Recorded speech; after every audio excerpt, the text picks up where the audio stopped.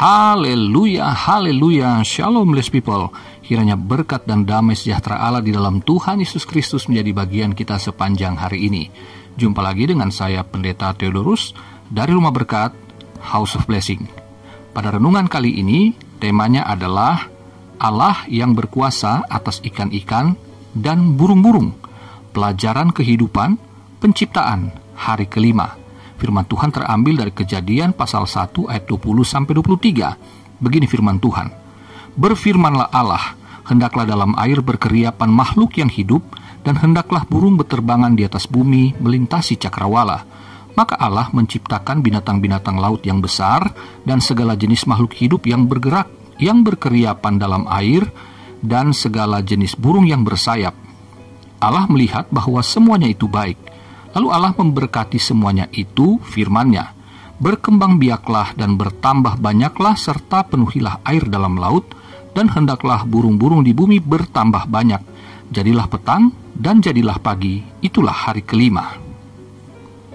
Blessed people, saudara yang terkasih dalam Tuhan, ini adalah seri dari kisah penciptaan, dan kita sudah masuk pada penciptaan hari yang kelima.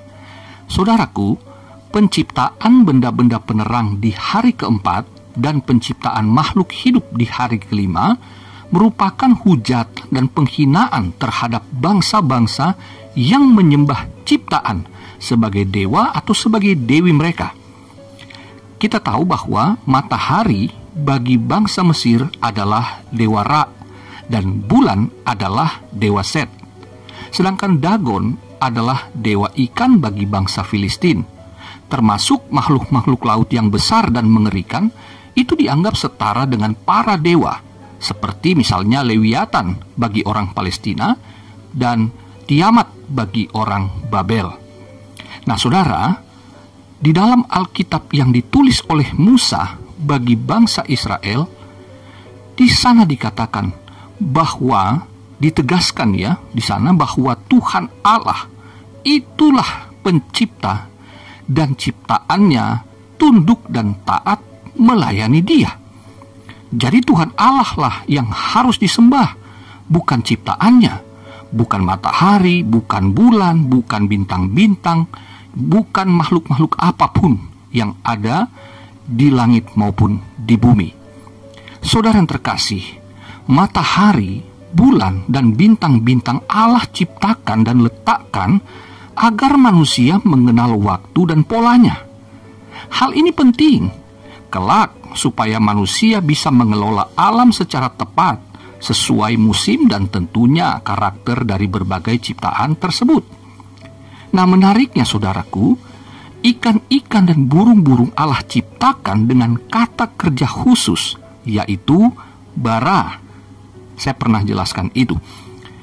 Kata bara ini hanya muncul 6 kali dalam kisah penciptaan dalam pasal 1 ini.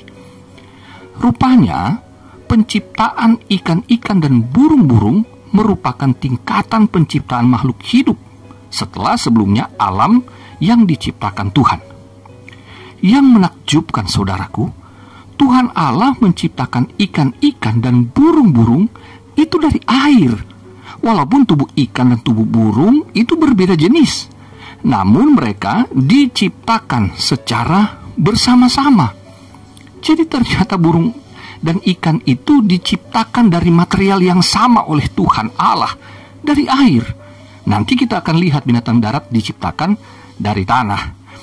Saudaraku, Allah adalah penyebab utama yang menciptakan hasil-hasil yang berbeda dari penyebab-penyebab sekunder. Tuhan Allah menciptakan dari yang tidak ada menjadi ada, itu arti kata bara. Sehingga ciptaan itu adalah yang perdana tampil di alam semesta. Jadi kata bara itu bukan sekedar dari yang tidak ada menjadi ada, tetapi di sini adalah Tuhan sebagai penyebab utama. Dia menggunakan air dalam mencipta. Nah, sudah ada material sebelumnya, tetapi itu hanya sekedar penyebab sekunder. Allah tetap penyebab utamanya. Ya. Jadi yang dimaksudkan dari tidak ada menjadi ada itu adalah yang perdana, belum pernah ada. Ya. Jadi ikan dan burung dari air diciptakan belum pernah ada ciptaan yang seperti ini. Maksudnya demikian, saudaraku. Nah, setelah Allah mencipta, Dia melihat bahwa semua ciptaannya baik keadaannya sebagaimana yang dikehendakinya.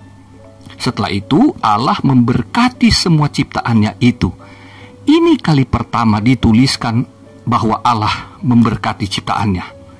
Saudara, berkat Allah bagi ikan-ikan dan burung-burung disertai dengan perintah berkembang biaklah dan bertambah banyaklah.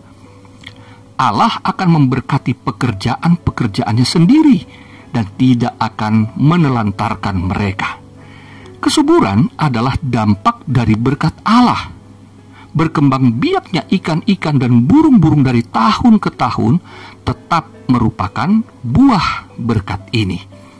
Jadi saudara, perhatikan bahwa kita dapat mengambil pelajaran kehidupan dari penciptaan di hari kelima ini.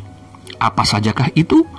Yang pertama, Tuhan Allah yang berfirman adalah Dia yang memerintah ciptaannya. Saudaraku, jadi waktu Dia berfirman, di dalamnya berisi perintah. Ya. Jadi waktu Dia berfirman, hendaklah maksud saya, dalam air berkeriapan makhluk yang hidup, dan hendaklah burung-burung berterbangan di atas bumi melintasi cakrawala, maka itu jadi. Karena itu perintah Allah, tidak bisa tidak terjadi. Dikatakan berkembang biaklah dan bertambah banyaklah, serta penuhilah air dalam laut, dan hendaklah burung-burung di bumi bertambah banyak. Itu pun perintah, saudaraku. Jadi firman Allah berisi perintah, ketetapan, hukum, janji, peraturan, ya, termasuk di dalam juga ada titah. Nah, dan sebagainya, ya.